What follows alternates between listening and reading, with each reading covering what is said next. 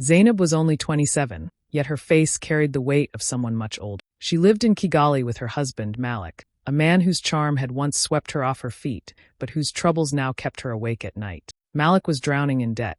Every day, loan sharks came pounding on their small gate, their voices hard and threatening, demanding their money back. Neighbors whispered, and Zainab often stood frozen inside the house, clutching her sewing machine as if it could protect her. While Malik hid in shame, Zainab pushed herself harder. She was a fashion designer, spending long hours sketching patterns, sewing late into the night, and praying that one more dress sold would cover food, rent, or at least keep the creditors calm. Her hands ached, her eyes burned, but she refused to give up. She carried the responsibility of the home like a heavy load on her back. What pained her most wasn't the threats or the endless bills. It was watching Malik drift further away. He rarely smiled anymore, and when he did, it was only to mask his fear. Still, Zainab's heart refused to let go. She told herself that if she could just save him, if she could pull him out of this darkness, their marriage would return to what it once was. Love, she believed, was about sacrifice, and she was ready to carry more than her share if it meant keeping her husband and her home intact.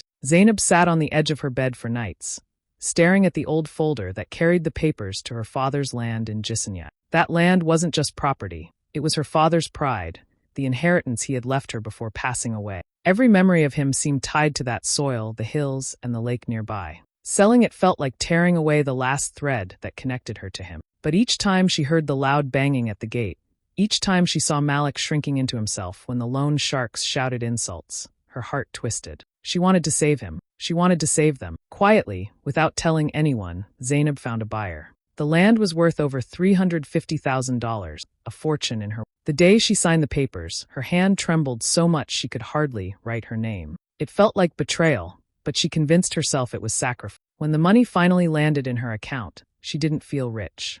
Instead, she felt heavy, as if she had just traded a part of herself. She carried the cash to the creditors with Malik beside her. Her palms were sweaty, her breath uneven, but she pushed forward. One by one, the debts were cleared. The men who had once insulted and threatened them now softened, shaking Malik's hand with respect. Malik's face lit up, and for the first time in months, he stood tall. He looked at Zainab, wrapped an arm around her shoulder, and in front of everyone called her his savior. Those words broke something open inside her. She smiled through her tears, believing that maybe, finally, this storm had passed. She told herself that peace would return to their home, that Malik would see her differently now, not just as the woman struggling to patch holes in their sinking ship, but as his partner, his equal, his protector. That night, lying beside him, Zainab allowed herself to dream again. She pictured a quiet life, free of threats and debts, filled instead with love and respect. She thought of the children they might one day raise, of the future they could build together now that the past was behind. She whispered a silent prayer, thanking her father for the gift of land that had saved her marriage, even though it cost her so much. In her heart, Zainab believed this was the turning point. She had sacrificed everything, but it would be worth it. Malik was safe, their name was cleared, and at last, their marriage had a chance to breathe again. She had given away her inheritance, but she believed she had secured something greater, her husband's love and their future together. That night, for the first time in months, the house felt different. The air wasn't thick with tension, and the banging of fists on the gate was gone. Zainab cooked Malik's favorite meal, spiced rice with goat stew, and for once, they ate without silence pressing down on them. Malik even cracked a few jokes, making her laugh like he used to when they first fell in love. She clung to those small moments, her heart soaking them in, as if they were water to a thirsty soul. After dinner, Malik surprised her. He took her hand, kissed it softly, and thanked her for standing by him when everyone else had turned away. "You saved me, Zainab," he said, his voice warm, his eyes steady on her. She felt her chest swell at those words. This was what she had been waiting to hear. Not money, not gifts, just his gratitude and affection. It made every sacrifice feel worth it. Later, as they lay in bed, Malik pulled her close, resting his hand on her waist like he hadn't done in months.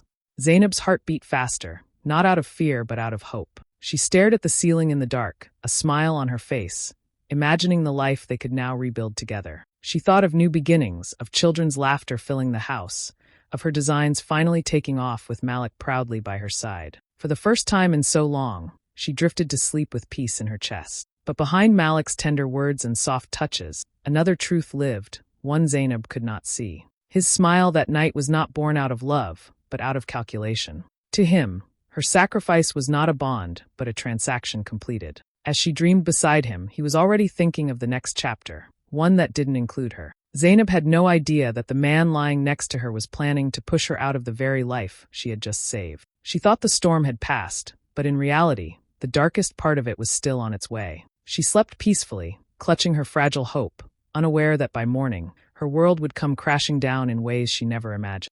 The morning after what felt like their happiest night in months, Zainab woke up humming softly as she folded the bedsheets. She thought Malik might still be asleep, but when she turned, he was already dressed, sitting at the edge of the bed with a strange look in his eyes. His face was calm, almost too calm, and his voice came out sharp and cold. "Pack your things," he said flatly. Zainab froze, thinking she had misheard him. "What do you mean?" she asked, her voice trembling. "You're no longer needed," Malik replied, not even looking at her. He stood up, adjusting his shirt, as if he were simply preparing for an ordinary day. Her heart dropped.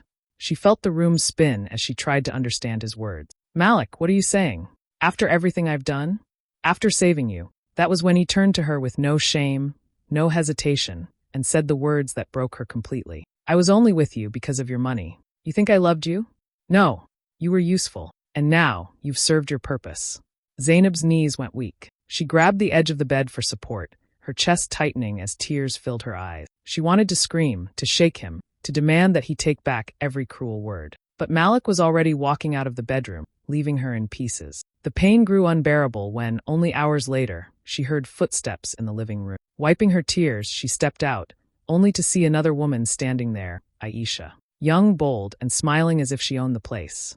Malik's hand rested on her back casually, as though she had been there all along. "Meet Aisha," he said, glancing at Zainab with a smirk. "She'll be staying here now." Zainab's heart shattered into silence. She couldn't believe this was the same man who had called her his savior, just the night before. The same man she had sacrificed her father's land. The humiliation cut deeper than the betrayal itself. She stumbled back to the bedroom, tears streaming down her face, her hands shaking as she stuffed clothes into a small bag. Every stitch of fabric, every corner of that house, carried memories of love she now realized had been nothing but lies. By the time she stepped out of the door, Malik didn't even look up. He was too busy pouring Aisha a drink, laughing as though Zainab had never existed. Outside, the sun was bright, the streets busy with life, but inside her, everything had turned dark. She had lost her father's inheritance, her husband, and her dignity in a single, brutal morning. What hurt the most was knowing she had given everything for a man who saw her as nothing. Zainab walked out of Malik's house with nothing but a small bag and a heart that felt like it had been ripped apart. Her feet carried her down the busy Kigali streets, but she barely saw anything. The city moved around her, buses honking, vendors shouting, children laughing, but inside she was hollow. The betrayal replayed in her head like a cruel film, Malik's cold voice telling her she was no longer needed. The sight of Aisha smiling in the home she had fought so hard to protect. With nowhere else to go, Zainab dragged herself to Halima's tiny apartment on the other side of the city. Halima had been her friend since childhood, the kind of friend who opened the door before Zainab even knocked properly. The moment she saw her swollen eyes and trembling body, Halima pulled her into an embrace without asking a single question. Zainab collapsed into her arms and finally let out the sobs she had been holding in. The first few days were unbearable. Zainab barely spoke. She lay on the small couch, staring at the ceiling, her stomach empty but refusing food. Every sound, every shadow reminded her of Malik's betrayal. At night, she cried herself to sleep, the pain so sharp it felt physical. Sometimes she woke up in the middle of the night, clutching her chest as if the heartbreak might kill her. Halima tried everything, warm tea, comforting meals, long talks, but Zainab's spirit seemed broken. The inheritance she had given away haunted her. The sacrifices she had made now felt like a cruel joke. She whispered to herself again and again, "How could he do this to me?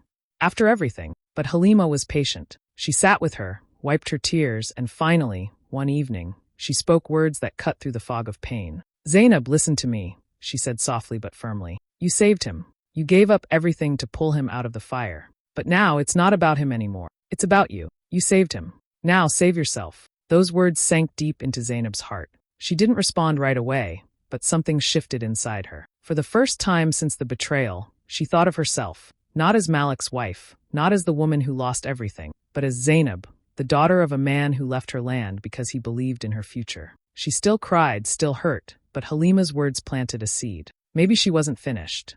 Maybe her story wasn't ending here, broken and discarded in a small apartment. Maybe she had the strength to rise again, not for Malik, not for anyone else, but for herself. And though it was faint, Zainab felt the tiniest spark of hope flicker back to life. At first, Zainab didn't know how to start again. The pain of Malik's betrayal still sat heavy in her chest, but Halima kept reminding her that she was more than her heartbreak. One morning, Halima pulled her gently to the table and said, "You've always been gifted with your hands, Zainab. Don't let him take that from you. Use your talent." Those words lit a spark, and slowly, Zainab picked up her sketchbook again. Her fingers trembled as she drew the first lines, but soon the flow returned. Each design felt like a step back into herself. Halima helped however she could. She offered her living room as a mini workshop, cleared space for a sewing machine, and even modeled Zainab's early outfit. With no capital left, Zainab started small, sewing one dress, then another, selling them to neighbors, friends, and anyone who believed in her craft. Word spread quickly. People loved her unique touch,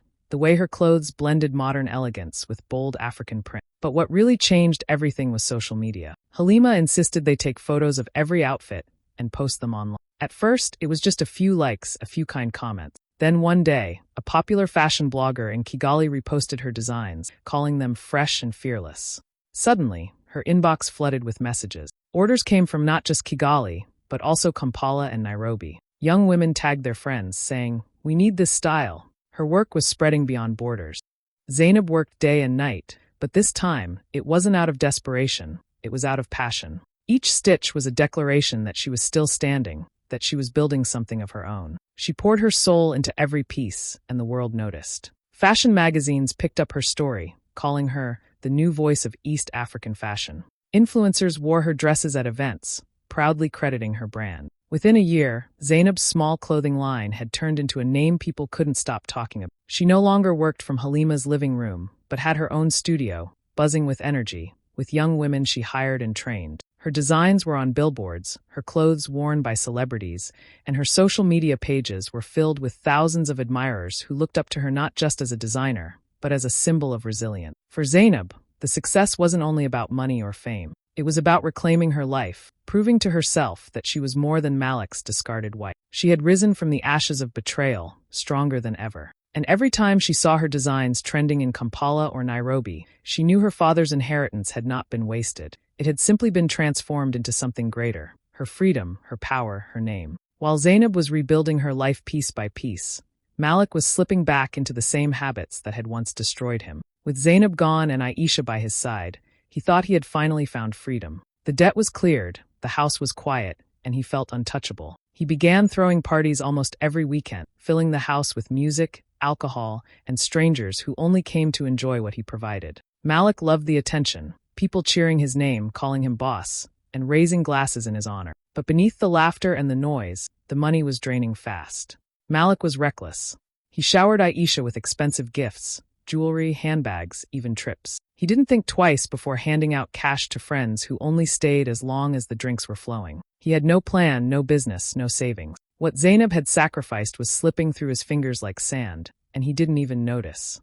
Aisha, however, noticed. She enjoyed the lifestyle, but she wasn't blind. The fridge grew emptier, the bank account thinner, and the creditors began circling once again. Malik brushed it off at first, telling her, "Don't worry, I'll handle it." But the banging on the gate returned, louder and angrier than before. The same faces that Zainab once endured now stood there again, demanding their money. Only this time, there was no inheritance to save him, no Zainab to shield him. The tension in the house grew unbearable. Aisha was not like Zainab. She had no patience for suffering. One morning, Malik woke up to find her gone. The closets were empty, the jewelry missing. Even the small electronics had disappeared. She had taken whatever she could carry, leaving behind only silence and a broken man staring at bare wall. It was then that reality hit Malik like a stone. He sat in the living room, surrounded by the wreckage of his choices. The laughter of friends was gone, the music was gone, Aisha was gone. All that remained were creditors threatening him at the door and the memories of the woman he had betrayed. He thought back to Zainab calling him her husband, her savior, the nights she stayed up sewing to keep food on the table. And now she was the one everyone admired, while he sat with nothing. For the first time in years, Malik felt true fear, not of the creditors, but of himself. He realized he had burned every bridge, pushed away the only person who had truly loved him, and wasted the chance she had given him. There was no one left to save him this time. He had played his last card the day Zainab handed over her father's land, and instead of cherishing her, he had thrown her away. Now he was alone, broken, and forgotten, a man who had lost everything, not by fate, but by his own betrayal. Dar es Salaam was alive that night. the city glowing with lights as luxury cars lined the entrance of one of the biggest fashion events in East Africa. Malik stood among the crowd, not as a guest of honor, but as someone who had managed to sneak in through a friend's invitation. He wore a tired suit that had lost its shine, the fabric stretched at the elbows, but he tried to walk with the same swagger he once carried. Deep down, though, he felt small. Then he saw her. A black chauffeur-driven car pulled up, and out stepped Zainab. She was radiant, draped in one of her own creations, a flowing gown with bold patterns that turned every head. Cameras flashed instantly. People rushed forward to greet her, to shake her hand, to compliment her design. "Zainab, over here!" photographers shouted, while fashion editors whispered her name like she was royalty. Malik froze.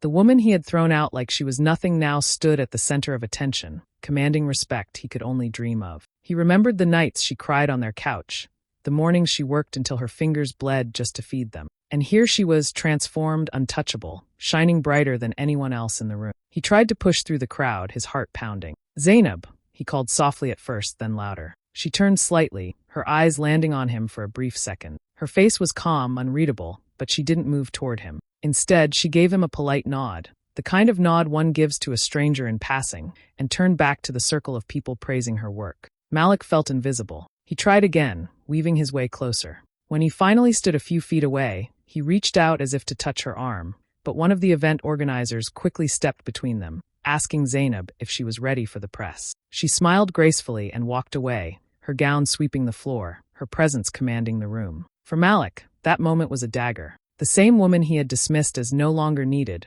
was now needed everywhere, by journalists, designers, buyers, and fans who couldn't get enough of her. And he, the man who once thought he owned her, was now reduced to a shadow in her light. He lingered at the back of the hall, watching her take the stage to thunderous applause. Her name echoed through the speakers, her story celebrated, her brand displayed proudly on the big screen. Malik's throat tightened. He wanted to run to her, to beg for forgiveness, to remind her of who he once was in her life. But Zainab's distance made one thing clear. She was no longer his to reach. In that grand room, filled with light, Malik realized the cruel truth. Zainab had risen, and he had fallen so low that he could barely even touch her shadow.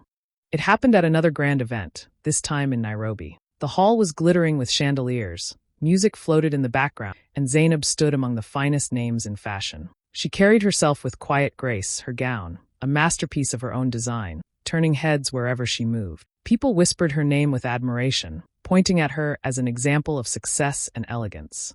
But Malik was there too, though not as a guest of honor. He had managed to sneak in again, this time drunk, his shirt wrinkled, his eyes red and unsteady. He had been drinking since afternoon, and by the time he saw Zainab across the room, all reason had left him. He stumbled toward her, clutching a glass in his hand, his voice louder than the music. "Zainab," he shouted, causing heads to turn. The crowd fell silent, eyes shifting from him to her. Zainab froze for a moment, but quickly composed herself, standing tall as Malik staggered closer. Please take me back," he slurred, his words echoing through the hall. "I made a mistake. I need you, Zainab. I can't live without you." His voice cracked, and he dropped to his knees in front of her, tears mixing with the smell of alcohol. The scene was raw, chaotic, and humiliating. People gasped.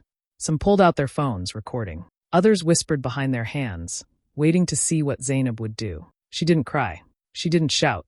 Instead, she raised the microphone in her hand. She had been moments away from giving a speech, and spoke with a calm that silenced even the whispers. "This man," she began, her eyes steady, "was once my husband. When creditors came to our door, threatening our lives, I sold my father's land in Jisanyai, land worth $350,000, to save him. I thought saving him would save our marriage." She paused, her voice firm but not bitter. "But the very next morning, he told me I was no longer needed. He brought another woman into my home while I packed my things and left." The room erupted in shocked gasps.